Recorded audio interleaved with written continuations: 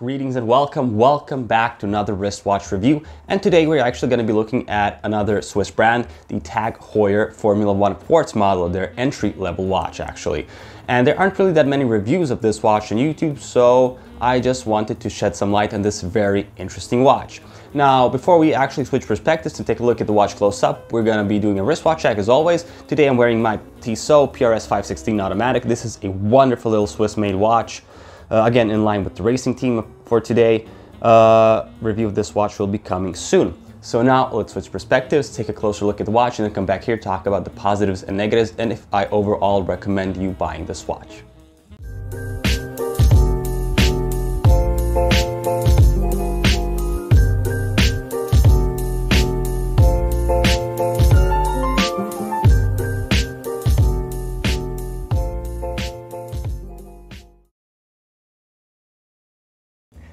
Let's take a look at the packaging first, as we always do, and then we're going to take a closer look at the Formula 1 watch. So it comes in this black Tag Heuer box, which is cardboard. On the front we have, or on the top, I'm sorry, we have the Tag Heuer Swiss avant-garde since 1860, and that's pretty much it, nothing else underneath or on the sides. And we open or lift up the box, and we have another box inside. However, beneath that box is the instruction manual, which also has the guarantee card, which is all the way at the back. And this is basically the receipt where the watch was purchased. If anybody wants to purchase a Tag Heuer in Belgrade, you can do it at the address listed down here. So this is the address of the place. They also have like IWC, Hublot, Cartier, etc. So that's pretty much it for this box.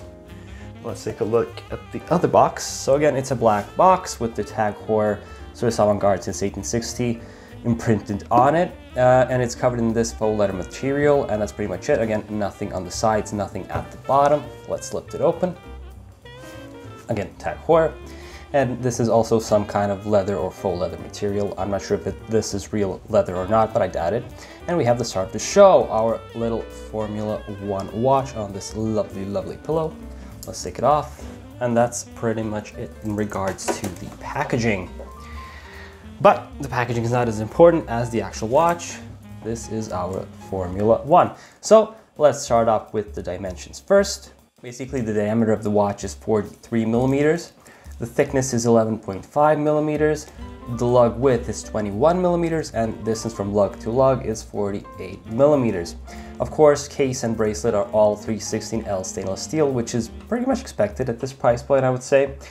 In regards to the finishing of the actual watch case, we have polished sides, and they're very well polished, and brushing at the top, again, very well brushed at the top. And I'm not sure if this has a small polished chamfered edge, which makes a nice transition from the polished sides and the brushed surfaces on the top.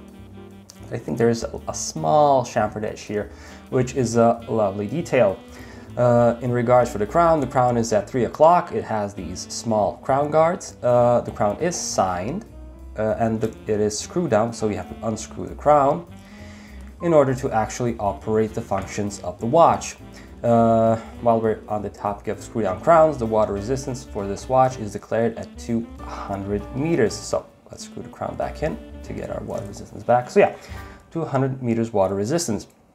The actual crystal on the watch is sapphire crystal. As you know, sapphire crystal is a bit more scratch proof. Well, a fair bit more scratch proof than acrylic or mineral glass. How are we gonna make sure it's sapphire crystal? Well, basically we will be using our diamond selector 2 tool. Essentially, if these rectangles become yellow, it indicates that this is indeed sapphire crystal. If you're interested in purchasing this item, you can find a link for it in the description below. As always, it is an affiliate link, so you will be also helping out my channel. Let's put it on the crystal, and let's see if we get a reading. And of course we do get a reading. As you can see, yellow, we have the yellow rectangle, so this means this is indeed sapphire crystal.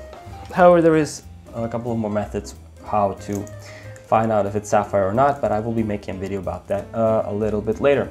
In regards to the bezel is aluminum, so it's not a ceramic bezel, and it is of course a unidirectional 120 click bezel because this is a dive watch after all. So it goes this way, and the clicks are very nice. There is no back plate. The indices and the bezel line up, which is amazing. Let's hear the bezel action.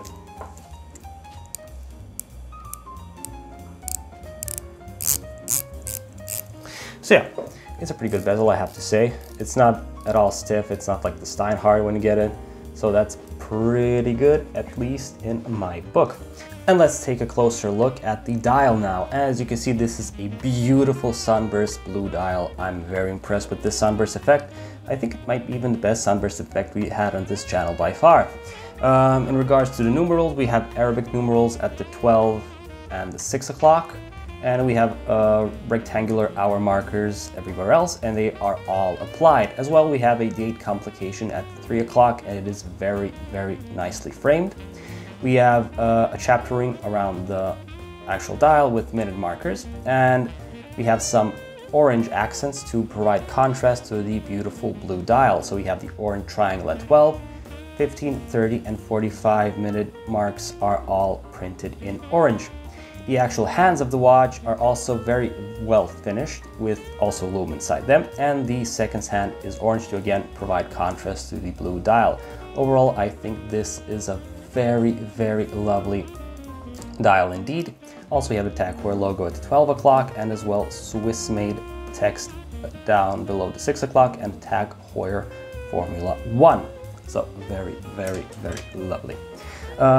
In regards to the lume in this watch is actually C3 lume, Superluminova. So I tested this and compared it to my San Martin and Steinhardt, which have BGW9 and C3 lume. And I have to say this actually lasted a little bit longer at night than the other two watches. So it's very, very good lume. It will last you all night, no problem. Of course, if it fills up with sunlight enough. So yeah, as you can see, the seconds hand is actually going tick tock, tick tock. It's not doing a smooth sweeping motion. This is because this is of course a quartz watch, so it has a quartz movement. You can't really see the movement in the back. It's a solid case back. The case back has the Tag Heuer logo in it, as well as some information. So Swiss made since 1860.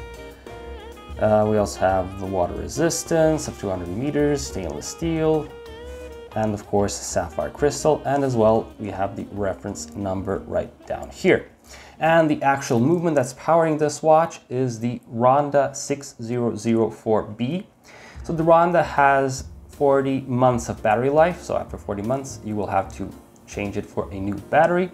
And the movement is also gold plated, and it has 5 joules. And also it provides the hacking complication, which is very nice. So basically, how do you operate the watch? You unscrew the crown.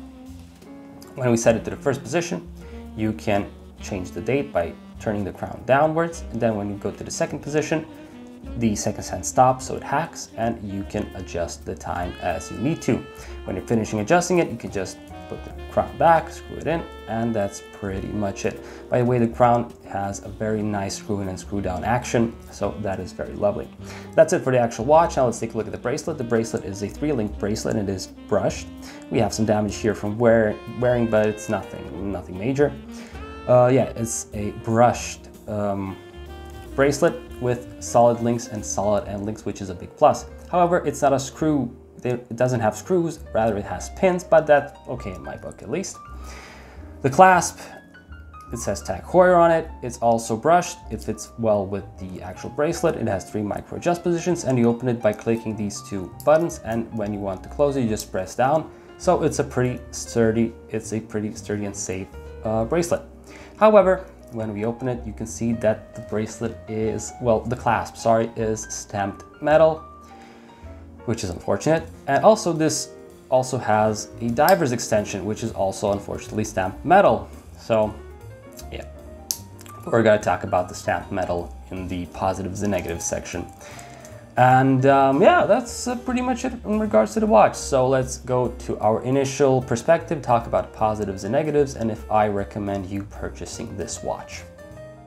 And we're back. So that was the Formula 1 close-up. And now let's discuss the positives and negatives. And of course, we will start with the positives, and there are many, many positives to be had. Starting with the actual finishing of the watch, I think the finishing is very well executed, considering this is an entry-level watch in the Tag Heuer brand.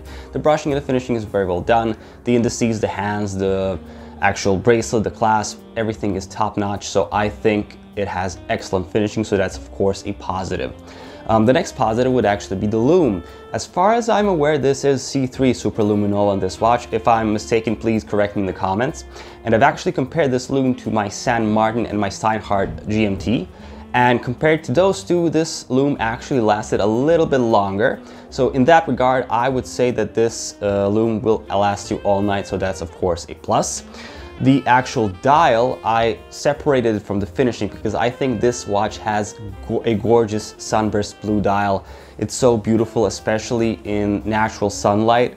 So I had to just separate that from the actual finishing as a separate positive because it's so wonderful. Actually, that sunburst dial is the best one I've ever had on this channel, at least up to this point. Maybe in the future it will change. But up until now, this is one of the best sunburst dials we've definitely had on the channel. The next positive would have to be the actual bracelet. While the material used is aluminum, it's not a ceramic bezel. Keep in mind that watches that are a lot more expensive, like the Tudor Black Bay 58, for example, also use aluminum bezels in their watches. So that's not an issue, at least for me. And the bezel action is pretty good. It's a 120 click unidirectional bezel, like a dive watch should be. And there is no backplay, and also the actual indices and the bezel line up. So again, I think the actual bracelet is a plus for this watch. The strap as well, it has excellent finishing. They have solid links, solid end links. While they're not screw pins, they are the traditional pin and collar system. Again, keep in mind that watches like Patek Philippe watches also use a pin and collar system. So again, I don't think that could be considered a negative necessarily. So the bracelet is also a plus. Also, I put the movement as a positive. While it's not a mechanical movement, it is a quartz movement, it's still a very reliable Ronda 6004B movement. So basically, it's a set it forget movement until, of course, the battery runs out. When the battery runs out, you just switch it and then it will continue on ticking. Also, this movement is actually maintainable, so you can take it to your local watchmaker and he can actually fix the movement, unlike some cheaper, like for example Miyota movements, which once they stop, they can either be replaced or you can just throw the watch in the trash. So again, the movement is also a plus. And of course, the brand. If you want a brand with a lot of history, Tag Heuer is the one. While most of its history comes from the time when they were just considered called Heuer and not Tag Heuer, still I think it has respectable history and respectable brand strength, so I think that's also a plus. Of course, water resistance, 200 meters, that's always gonna be a positive, at least for me. It's, I mean, of course, keep in mind you have to actually screw down the crown to get the water resistance, but still, that's a positive. And finally, of course, the sapphire crystal, which is not exactly entirely scratch proof. It is possible to scratch a sapphire crystal like I did on this watch actually, but usually you could consider it scratch proof, unlike mineral and acrylic glass, so sapphire crystal is also positive. And those are all the positives I actually found about the watch. And now let's talk about the negatives, and there are only two negatives that I found, one of which is the price. The price is very high, at least retail price wise. So I think that's a negative for me. And the next one would have to be the actual clasp of the watch. Stamped metal, pressed metal for $1,600. I mean, that kind of clasp is acceptable for a Seiko 5 or an Orient diver, but for a watch with this, for this price, no. It's just crazy. I can't really believe it. They actually put a stamp clasp on a watch of this price category. So I have to put that as a huge negative for this watch. And also there is another thing, the size. I didn't put this in the positives nor the negatives. Why? Because for me personally, 43 millimeters is a very large watch and I could never wear it. However, because this is a sports diving watch, they are meant to be bigger than the norm. So in this regard, I can't really put it in positives or negatives because again, it very much depends on you. I just can't say that that's a good part or bad part of the watch. So yeah, I would say the size is somewhere in the middle. And that's pretty much it. So now the question is, would I personally buy this watch?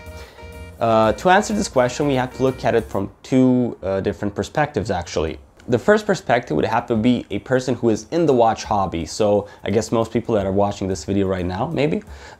But yeah, somebody who, for example, cares about brand history or the actual specifications of the movement of the watch, etc. For somebody like that, this watch is not worth the buy for the retail price. $1,600 is just way, way, way too much for this watch. You can buy a lot better watches for that money. However, I would say you can buy this watch if you buy it used for a good price. If you can find it somewhere for like $500 or $600, then yes, I would consider this a good buy.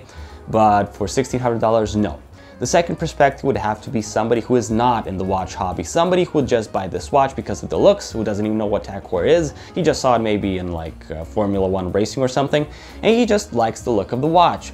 For this person, $1,600 is appropriate. Why? Well, basically, this is gonna be probably his daily beater watch. He's gonna wear this wearing a suit. He's gonna wear this swimming in the ocean. And that person will just not care, and that watch will work for him for like 20, 30 years. And I think in that regard, this watch would pay itself off. But again, that's only for somebody who would be considered a non-enthusiast. At least that's how I think about this watch. So in summary, if you're an enthusiast, retail price is a big no. Buy it used for like $500, $600 if you can find it. If you're not an enthusiast, then $1,600 is an okay price for you because you're gonna wear it so often and use it so often that it's gonna eventually pay off. So yeah, that's actually it in regards to this review. That was my conclusion. Do you agree with it? Leave a comment down below. If you liked the video, as always, leave a thumbs up. If you didn't like the video, leave a thumbs down, and maybe write a comment how I can improve my content. Subscribe if you want to see future wristwatch or fragrance videos on this channel. And until next time, guys,